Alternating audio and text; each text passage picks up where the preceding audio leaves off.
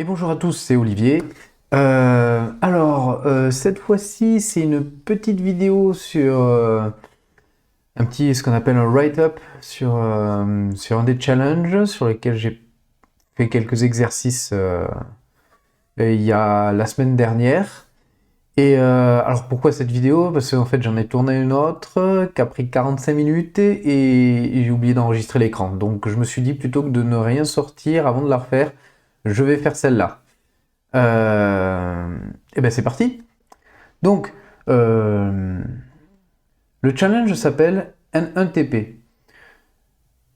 En fait, aujourd'hui, je suis allé voir quelques write-ups. C'était la semaine dernière, les challenges. Je suis allé voir quelques write-ups aujourd'hui et aucun n'avait fait comme j'avais fait. Pourquoi? Parce que c'est de la cryptographie et ça a été résolu en faisant de la cryptanalyse, en arrivant à renverser le processus, je ne sais pas trop exactement comment, mais par diverses opérations, on obtenait le flag. Alors que moi, n'ayant aucune connaissance en cryptographie, et enfin du moins surtout en cryptanalyse, j'ai fait autrement, je vais vous montrer comment. Alors, on va se connecter au serveur, et là on obtient un message nous disant ce qu'il faut arriver à déchiffrer. Ça, c'est le résultat du flag chiffré. Si on tape n'importe quoi, on obtient un autre résultat complètement chiffré. En revanche, par exemple, si je tape as deux fois, c'est exactement le même résultat. Donc la fonction ne change pas en cours de route. Hop, on va le relancer. On sait que, après différents tests, je savais déjà que les flags de ce challenge commencent par flag. Et donc, si je tape FLAG,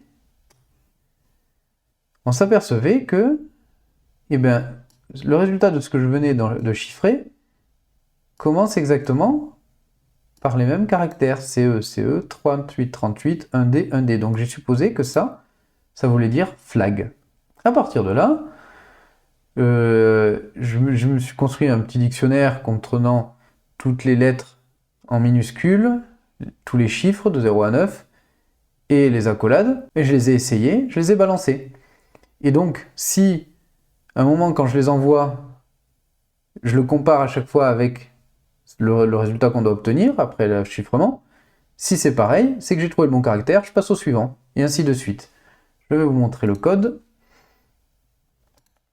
Donc le code, voilà, donc grâce à la bibliothèque PoundTool, on peut communiquer avec un serveur. Donc je me suis fabriqué mon dictionnaire avec les ASCII en minuscules, ça, les digits, les chiffres, et mes petites accolades.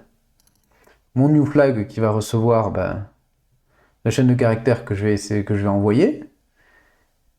Et voilà, je me connecte donc au challenge. Avec cette bibliothèque PoundTool, première ligne n'a aucun intérêt, donc un petit receive line, ça la lit et on l'oublie. Deuxième ligne, c'est le flag, résultat, le flag à obtenir en chiffré. Donc lui, on va le stocker avec un strip pour enlever tout ce qui est devant et derrière en tant qu'espace ou tab. Et on le met dans flag. Là, je me l'imprime à l'écran, c'était pour vérifier que je l'avais bien récupéré. Ensuite, 1, 2, 3 lignes avant de pouvoir entrer quelque chose. Donc 1, 2, 3 lignes. Au moment où je vais pouvoir enfin tester mes choses, mes caractères, je pars d'un offset de 0, ce sera le début, et je vais essayer en fait de tester 2 par 2. Donc on part du premier caractère de 0, et dans une boucle infinie, je fais un for sur mon dictionnaire de caractères, un petit print pour vérifier que ce que j'envoie c'est la bonne chose, donc ce sera new flag qui au début est vide, plus le caractère de mon dictionnaire. Je finis par un anti-slasher pour que ce soit plus joli à l'affichage, en fait, qu'on n'ait pas 15 000 lignes qui défilent indéfiniment, mais plutôt que sur une seule ligne, il y a toujours le dernier caractère qui change, et une fois qu'il est bon, ça passe au suivant. J'envoie donc mon new flag plus J au serveur, je l'encode parce que c'est des bytes qu'il attend. Ça marche sans encoder, mais ça génère une erreur au début, c'est pas joli. Une fois que c'est fait, on obtient une ligne qui sert à rien, donc un petit receive line. Et la deuxième ligne, ce que je viens d'envoyer chiffré, qui est le chiffrement de ce que je viens d'envoyer. Donc là, je le stocke dans un getFlag, de la même façon que j'avais fait avec le flag, donc un petit strip. Et deux lignes qui servent à rien, blabla, blabla. Une fois que c'est fait, j'ai d'un côté le flag chiffré qu'on doit obtenir, et de l'autre ce que j'ai envoyé chiffré. Et je vais comparer les deux premiers caractères.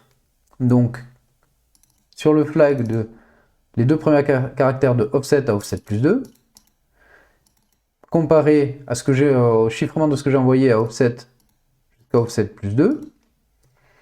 Et si c'est vrai, si c'est bon, alors mon caractère, je le stocke dans ma chaîne new flag. Et j'augmente offset de 2 pour passer au deuxième suivant. Et donc je refais le process.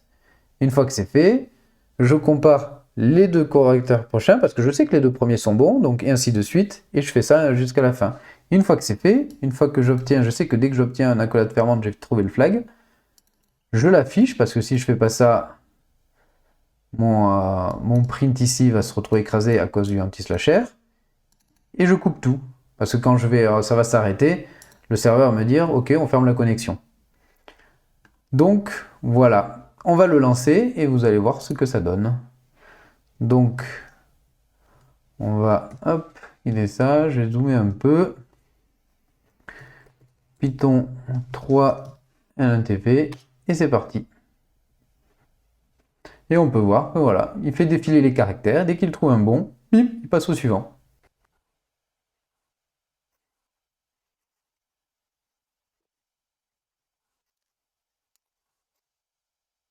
Et donc voilà, là, alors, enfin, ça a été plus long, ça a été long, mais au final, on obtient le flag.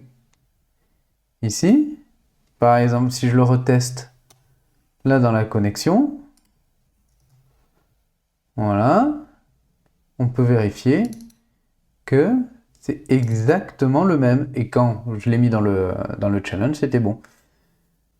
Voilà, c'est donc une petite vidéo pour montrer en fait ma façon dont j'ai résolu ce problème, n'ayant aucune connaissance en cryptanalyse. C'est certes beaucoup plus long, hein, parce que c'est lent, hein, il faut les envoyer au serveur et trucs comme ça, mais le résultat y est. J'ai réussi à trouver le flag grâce à cette méthode. Et voilà, donc voilà, j'espère que ça vous a plu et je vous dis à bientôt. Tchuss!